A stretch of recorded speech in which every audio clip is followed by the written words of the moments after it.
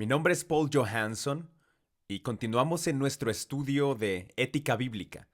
De hecho, esta es una serie de 10 sesiones y estamos en la lección 8 hoy, la cual es la ética del Espíritu Santo y el amor.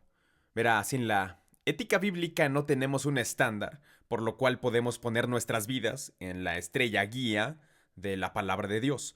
Necesitamos principios piadosos en nuestras vidas para poder vivir prósperamente para el Señor. Solo como un recordatorio, hemos estado construyendo desde la primera lección una caja de herramientas, o lo que hemos denominado un marco de referencia. Este marco de referencia es, por así decirlo, una caja o una cesta en la que colocamos ciertas herramientas. Hemos hablado en los primeros días sobre la ética de los 10 mandamientos en el Antiguo Testamento, la ética incluso de los profetas y los jueces y otros a través del Antiguo Testamento. Y vemos de nuevo en algunas de las lecciones anteriores acerca de la razón por la que nosotros los cristianos nos enfrentamos casi cada día con decisiones de es correcto o equivocado. Le quiero recordar que esa no era la intención en el comienzo. La intención de Dios desde el comienzo fue de que Él, a través del Espíritu Santo, guiaría todas las áreas de nuestra vida. Él nos guiaría. De hecho, la Biblia dice aquellos que son guiados por el Espíritu de Dios, ellos son los hijos de Dios. Y esa es la razón por la que Dios nos lleva a ser guiados por el Espíritu a lo largo de las pautas que se han establecido en la palabra de Dios. El Espíritu de Dios nunca viola la palabra de Dios. Hemos establecido esto. Pero porque Adán y Eva comieron del árbol del conocimiento del bien y del mal, y esto abrió a tener que tomar las decisiones nosotros mismos. Siendo así, esto es bueno, esto es malo o esto es correcto, y por eso hemos trabajado durante miles de años para encontrar cuál es la mejor manera, y en su mayor parte, la humanidad ha trabajado por prueba y error. Prueba esto, si funciona está bien, o si no haremos otra cosa. Así que hablamos en una de las últimas lecciones acerca de la ética del apóstol Pablo, habiendo cubierto las palabras de Cristo y las bienaventuranzas, y las actitudes que Cristo nos ha pedido que tengamos, que en realidad son actitudes del reino. Después vimos en nuestra última lección, número 7, algo que llamamos la ética del amor, la ética del apóstol Pablo. Y en esto vimos claramente acerca de 4 cosas que el apóstol Pablo dice acerca del amor. Hablamos del amor, de que el amor nos hace libres, el amor nos da libertad, pero esa libertad tiene ciertas pautas. Y pido su atención mientras avanzamos en esta lección 8 de las pautas que acabamos de cubrir en la última lección, el principio de la autodisciplina. El apóstol dice, soy libre para hacer todas las cosas, pero no usaré ninguna de ellas como ocasión para mi carne, sino que serviré a los demás. Entonces no usaremos nuestra libertad para hacer cosas que ya sea la lujuria de nuestra carne o incluso, como dice la palabra, la lujuria de los ojos o el orgullo de la vida, de alguna manera como factor motivador. Estamos limitados en la libertad que tenemos por las cosas que encontramos en nosotros mismos. Entonces debemos de ser disciplinados. Y luego dijimos el símbolo de idoneidad que se da. ¿Es apropiado eso que estoy haciendo? ¿Encajo en el plan de Dios en lo que estoy haciendo? ¿Es correcto en este momento? Y luego vimos el principio de construcción. ¿Edifica a las personas o quizá las destruye? Especialmente en el uso de nuestra lengua. ¿Estamos edificando a las personas, alentándolas, o mediante críticas o chismes las estamos destruyendo? Y luego el principio de dominio, que es muy, muy importante. Lo analizamos porque a veces hay personas que comienzan a involucrarse en Internet y otras formas, ya sea en Internet, ya sea bebiendo o algún otro pequeño hábito que sientan que pueden soportar. Poco a poco ese hábito les pone un hilo, uno a la vez. Y después de un tiempo ese hilo se convierte en una cuerda, y esa cuerda se convierte en un cable o en una cadena. Y ahora están esclavizados por algo que habían hablado y resistido al principio. tuvieron que haber roto la cadena cuando era muy pequeña, pero en cambio han llegado a un lugar donde algunos requieren una poderosa liberación como resultado de ser atrapados y dominados por algo que los superó cuando estaban jugando con esto y se apoderó de sus vidas. Y luego hablamos acerca de Pablo, y Pablo menciona todo el tiempo que él fue uno de los que siempre tuvo a Cristo como centro. Cristo es el ejemplo, siempre regresó al modelo. ¿Cómo nos vemos en comparación con el modelo? También vimos Romanos 14, en donde Pablo establece una serie de pautas que nosotros en la libertad que tenemos no ofenderíamos, y lo mencionamos allí en la lección número 7, sino que viviéramos bajo el señorío de Jesucristo y camináramos en amor, etcétera. Estas son las cosas que Él nos ha llamado a hacer. Entonces aquí estamos hoy trabajando con esto llamado la ética del Espíritu Santo y el amor. Verá, como lo dije en la declaración de apertura, Dios quiere que seamos guiados por su Espíritu.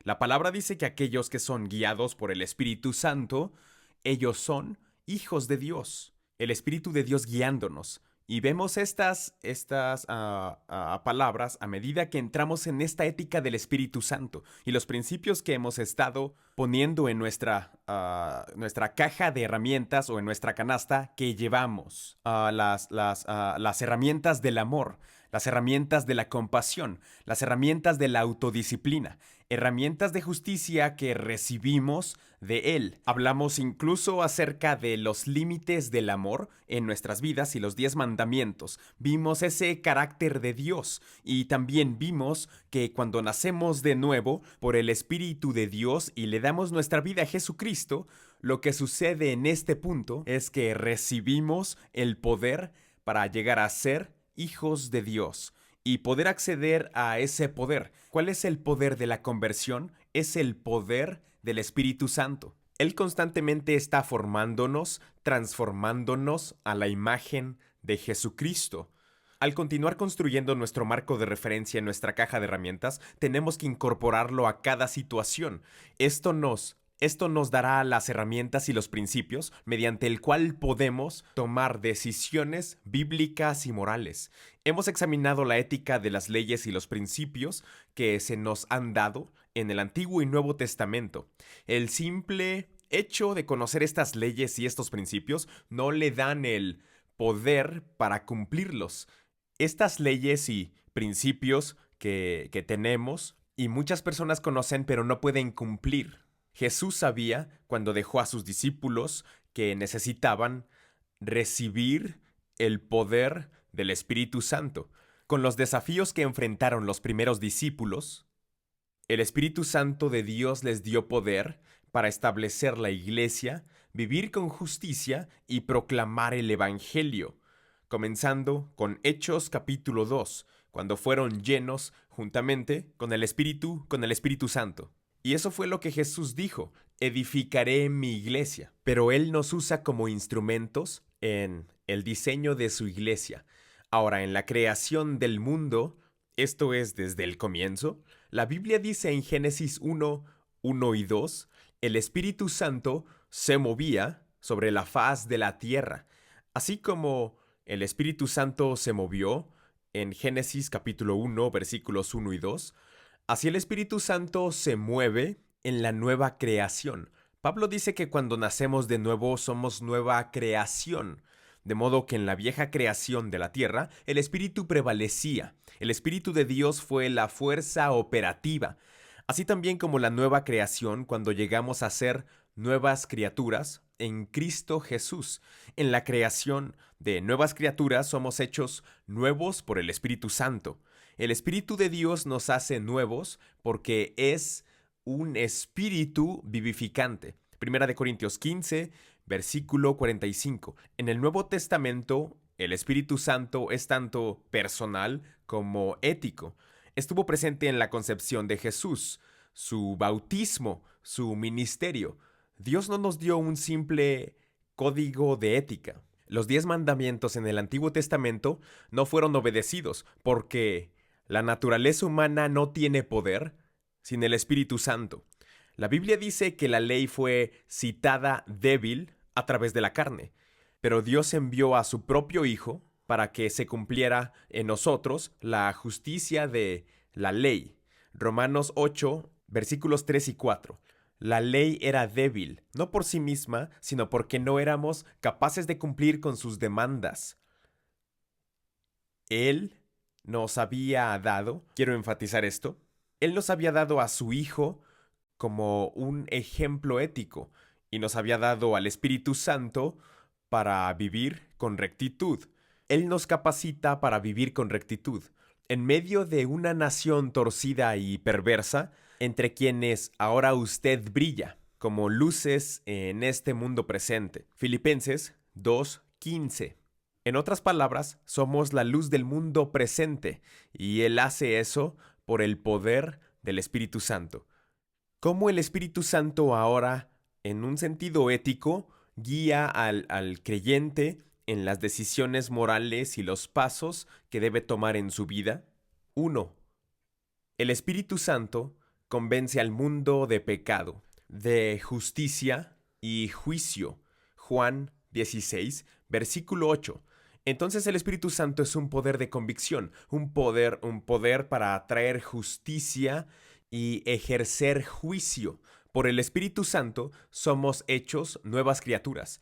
Aun cuando el Espíritu obró en la primera creación para hacerla nueva, Él trabajó en nuestras vidas para hacernos nuevas criaturas en Cristo Jesús. Segundo, el Espíritu Santo que mora en nosotros es un poder moral de Dios que nos conduce a toda la verdad. Nuevamente verá al Espíritu Santo en 1 Corintios 6, 19 y 20. Dice que el Espíritu Santo es el poder que vive dentro de nosotros. Ahora, en el Antiguo Testamento, la palabra de Dios dice que el Espíritu Santo descendió sobre Sansón. El Espíritu Santo descendió sobre diferentes hombres. Y cuando el Espíritu Santo descendía, ellos hablaban proféticamente o ellos hacían milagros. Pero en el Nuevo Testamento, Jesús dijo, la diferencia del Antiguo Testamento y el Nuevo es que el Espíritu Santo, que en el Antiguo Testamento vino sobre ellos, ahora mora dentro de nosotros. Y Jesús lo dejó muy claro, que el Espíritu Santo moraría en nosotros, y nos dio la pauta y el poder para vivir la vida que le agrada a Dios. La tercera cosa es, el Espíritu Santo es la fuente de todos los dones y ministerios, dados al cuerpo de Cristo para el bien común. Usted verá en 1 Corintios 12, versículos del 1 al 31. Así que el Espíritu Santo es ahora el habilitador, el que obra los dones espirituales en nosotros. Dones que son para el bien común. Dones de sabiduría y dones de milagros, dones de profecía. Estos son los dones a los que los creyentes pueden acceder en el cuerpo de Cristo, dones de fe y conocimiento para la dirección de tomar las decisiones morales y así agradar a Dios. Y finalmente, el Espíritu Santo permite al creyente desarrollar el carácter moral. Veámoslo de nuevo. El Espíritu Santo convence, incluso antes de que seamos salvos, para llevarnos a la salvación. El Espíritu Santo mora en nosotros para continuar fortaleciéndonos. Tercero, el Espíritu Santo pone a nuestra disposición los dones del Espíritu Santo, mencionados por Pablo en Corintios. Por esto aquí, número 4, el Espíritu Santo permite al creyente desarrollar el carácter moral. Para poder ver el carácter moral, es importante leer Gálatas 5:22, porque en Gálatas 5:22 tenemos el carácter moral que ha sido referido como los frutos del Espíritu Santo, no los dones, sino los frutos del Espíritu Santo.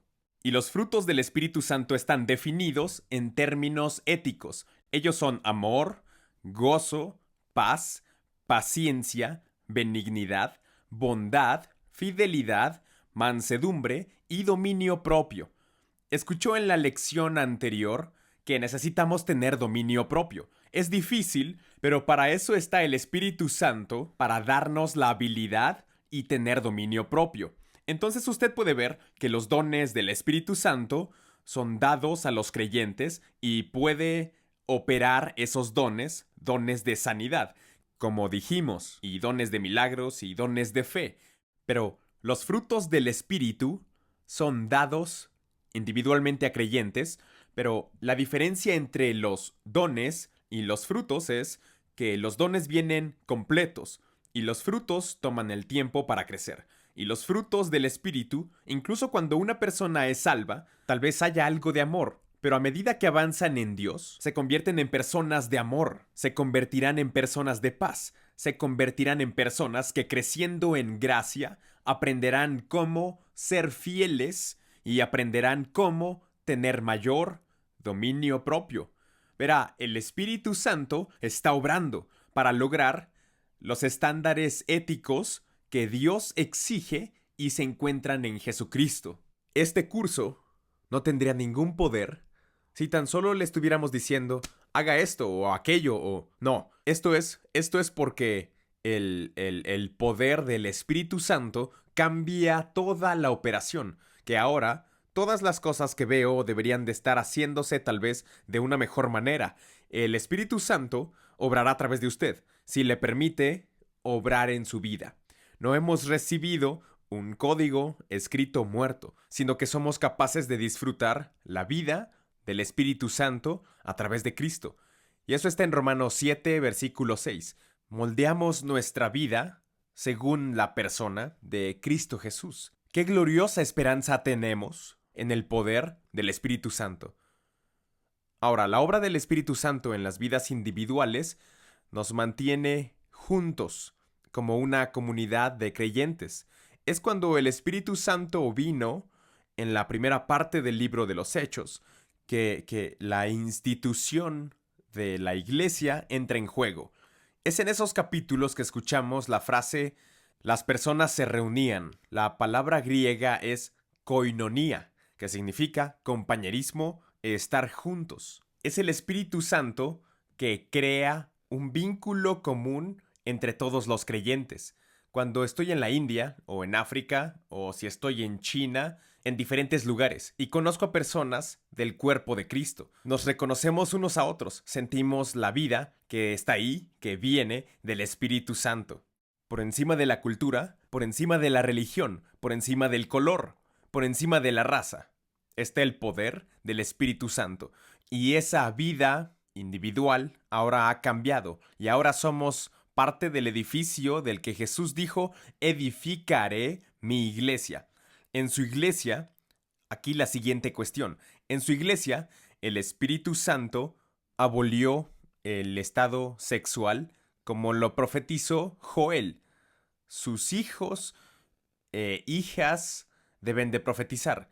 Hechos 2, versículos 17 y 18. Verá, cuando vino el Espíritu Santo, el papel de la mujer antes de ese tiempo era muy servil, pero no debido al Espíritu.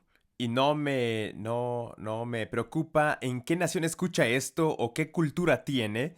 Cuando usted nace de nuevo, el rol de la mujer llega a un nivel en el que hay igualdad en Dios entre hombres y mujeres. El Espíritu Santo dice que hombres y mujeres pueden profetizar o hablar la palabra del Señor. El Espíritu Santo, en ese momento, hizo caso omiso de las diferencias raciales, porque reunió a los creyentes en Pentecostés. De aquí está la cita de Hechos 2, versículo 5. Los reunió de todas las naciones bajo el cielo. Verá, el Espíritu Santo es el que trae unidad. El hombre trata de formar una organización para que las personas se unan. Nadie lo puede hacer como el Espíritu Santo porque Él nos cambia desde adentro. Fue el Espíritu Santo quien guió a Pedro en Hechos 11 para ir a la casa de un italiano llamado Cornelio y llevarle las buenas nuevas. Aunque Pedro era judío y no quería hacerlo, el Espíritu lo forzó a ir y le dijo, debes ir, debes cruzar las razas, debes cruzar las líneas religiosas y dirigirte a otras personas. Y en ese momento, el Espíritu ahora estaba disponible no solo para los judíos, sino incluso disponible para los gentiles también. Verdaderamente, ningún estándar ético piadoso puede alcanzarse simplemente con el esfuerzo del hombre, sino solo a través del poder del bendito Espíritu Santo. El Espíritu Santo es el empoderamiento dinámico en la vida del creyente. Dado que el Espíritu Santo es el tercer miembro de la deidad, sabemos que Él conoce los caminos de Dios y Él traerá la voluntad divina para influir en nuestras decisiones al rendirnos a Él. Esto es importante porque decimos, bueno, ¿cómo sabemos si es bueno o es malo? Porque este curso trata sobre eso. ¿Es bueno o es malo? ¿Cómo elijo? Le dije que en el comienzo ese no era el plan de Dios.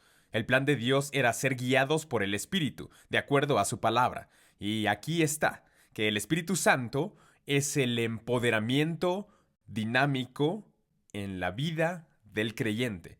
Y dado que el Espíritu Santo es el tercer miembro de la deidad, Él conoce los caminos de Dios y Él traerá la voluntad divina para influir en nuestras decisiones mientras nos rendimos a Él. Es tan claro para mí porque de otra manera le estaríamos dando simplemente un código de ética. Haga esto, no haga aquello. Pero el Espíritu Santo está lleno de amor. Hablando acerca del amor, hablemos acerca de la ética del amor. Este es otro tema y vamos a movernos hacia este. Ahora, se nos ha dicho en la palabra de Dios que Dios es amor, y aquellos que son nacidos en Dios deben expresar su amor. En esto conocerán todos que sois mis discípulos, si tuviereis amor los unos con los otros. Juan 13, versículo 35. La verdad en Cristo, el motivo y la expresión de la ética piadosa es el amor.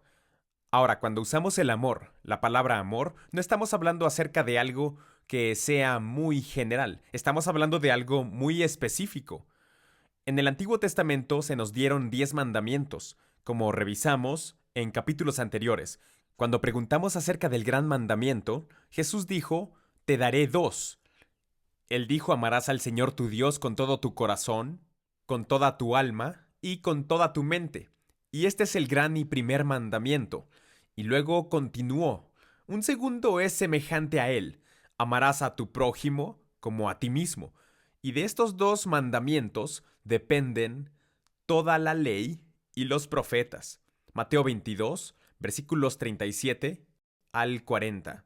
Ahora aquí tenemos el establecimiento del más alto nivel de ética cristiana, siendo hablada por Jesús en dos niveles. La respuesta que Jesús nos dio para entender el deber moral del hombre se resumen en dos amores direccionales.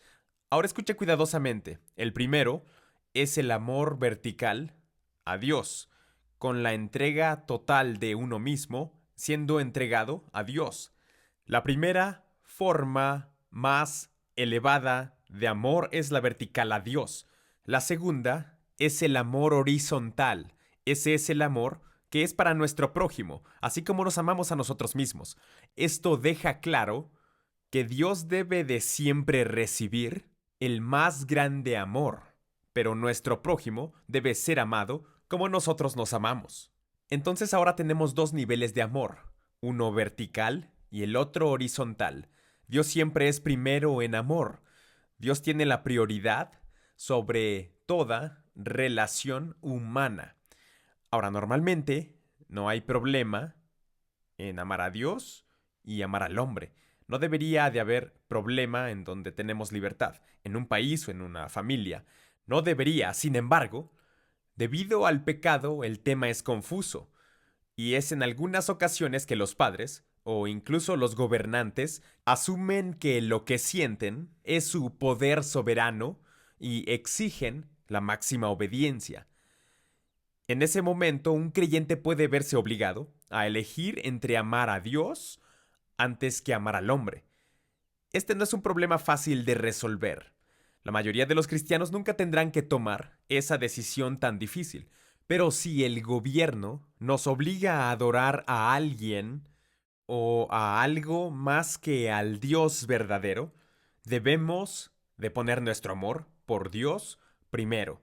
Fue en Hechos 5, versículo 29, cuando los discípulos fueron desafiados por los oficiales del gobierno y la respuesta fue: es mejor para nosotros obedecer a Dios antes que a los hombres. Esa fue la respuesta. Reconocieron que el amor más grande era dado a Dios y que debemos de amar al prójimo como nos amamos a nosotros mismos. En cada caso, cuando surge este problema sobre a quién amar más, debemos buscar al Señor para asegurarnos de que no estamos reaccionando con un espíritu rebelde, sino que están verdaderamente sometidos a Dios y a los que están sobre nosotros en el Señor. Nunca use su rebelión y se esconda bajo el manto de someterse a Dios. Dios no acepta la rebelión como un manto para hacer su voluntad. Esta es una decisión muy difícil, pero el amor de Dios siempre debe de ser lo primero, porque el Dios infinito es siempre digno de nuestro amor, más que el hombre finito o pequeño. Vivimos en un mundo que valora el materialismo, ama las cosas. Se valoran tanto que nos vemos obligados a elegir entre nuestro amor por las personas y nuestro amor por las cosas. Debido a que las personas están hechas a su imagen, siempre merecen ser amadas sobre cualquier cosa. No es ético amar a las cosas y usar a las personas. En cada caso, los principios éticos deben ser aplicados para tomar una decisión final. Déjeme pausar y hablar acerca de estas cosas que he visto. Aquí está una familia que está luchando. Y cuando hablo de luchas, me refiero a que no tienen ropa para los niños, no tienen esto, pero el esposo siente que realmente quiere un carro nuevo o algún tipo de vehículo de alguna marca. Y porque él desea tanto esta cosa que sacrifica la vida de sus propios hijos. Porque ahora él ama las cosas más de lo que ama a las personas, y esas personas resultan ser su esposa y sus preciosos hijos. Escuche, cuando nos movemos en la ética de Cristo, las personas siempre son primero. Les he dicho muchas veces a algunos jóvenes, cuando estaba celebrando su ceremonia nupcial, les he dicho, ¿saben? Cuando se estaban convirtiendo en hombres, sus pequeños zapatos que tuvieron fueron muy importantes, pero luego llegó un punto en que consiguieron una bicicleta. Y esta se volvió importante. Nadie podía tocarla, esa era su bicicleta. Y ahora que se va a casar, acaba de comprar un carro. Y ese carro es importante.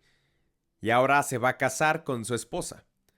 Le pregunto, ¿qué es más importante? ¿El carro o la esposa? Porque hasta cierto punto su esposa va a estar manejando el carro y quién sabe, pudiera tener un accidente. Y ahora usted se enoja con su esposa. Está atacando a su esposa, está acusando a su esposa, solo porque tuvo un accidente con su carro. Debe poner ese carro como algo secundario.